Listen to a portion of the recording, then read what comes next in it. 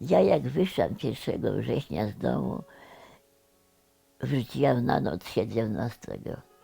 Nie spałam w domu, bo nie miałam czasu. Moja mama zaczęła tym protestować, ale ojciec mówił, daj jej spokój, ona wie co robi.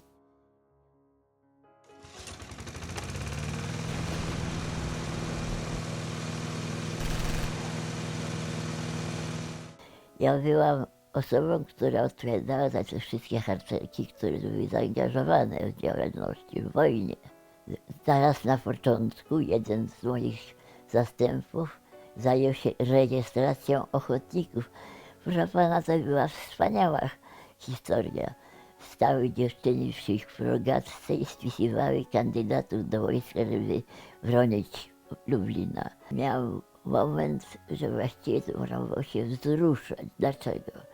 Zgłosiło się 3 mężczyzn. Dziadek, syn i wnuk. Wszyscy na ochotnika, żeby bronić Lublina.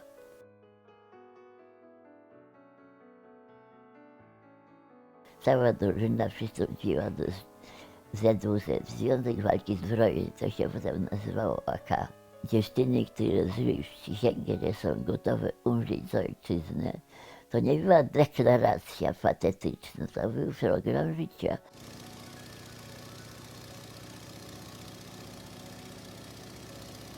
Młodzież była tak odważna, że się po prostu nie liczyła, w ogóle się nie zastanawiała nad tym, co ma robić. 3 doby obrona trwała.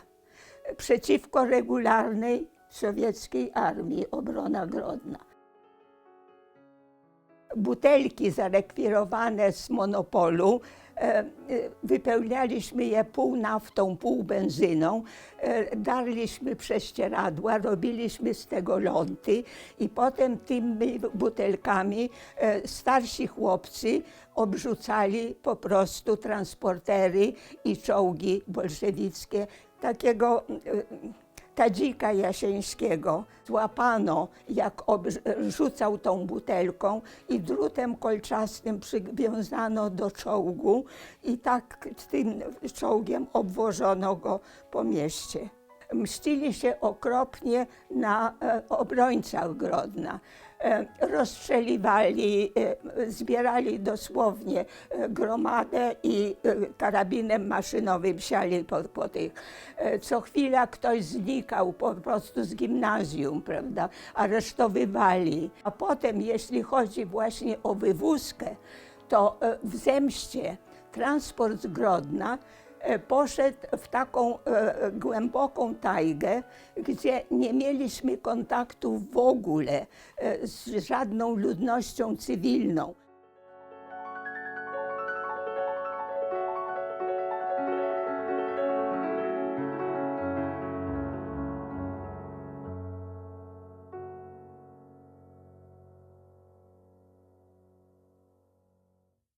W 1944 roku między Włoszczową a Jędrzejowem wywiązała się walka. Niemcy przeciwko nam użyli broń pancerną i samoloty.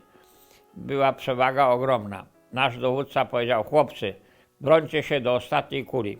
Jak wam zabraknie amunicji, poddajcie się.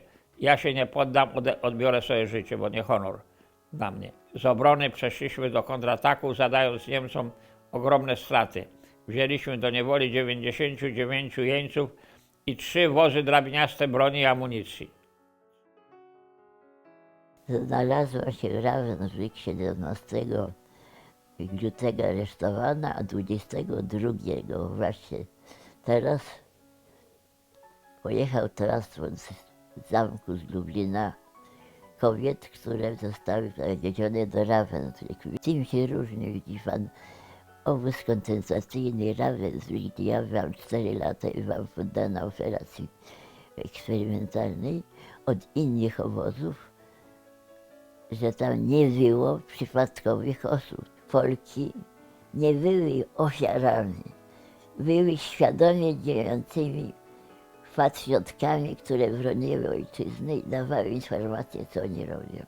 Straciłam wszystko, co można stracić. Straciłam dom, straciłam ojczyznę, oboje rodziców, siostrę ukochaną. Uważam, że przeżyłam po coś.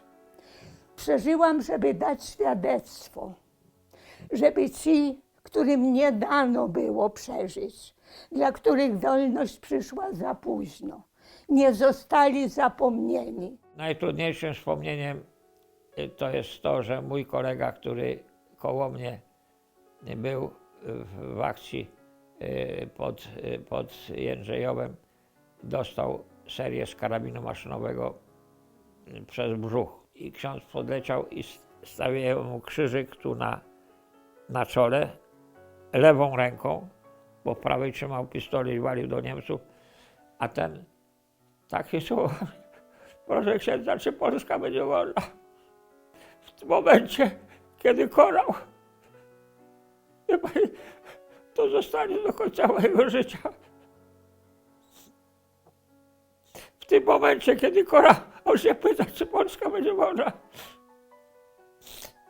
Przepraszam bardzo, że mam łzy w oczach.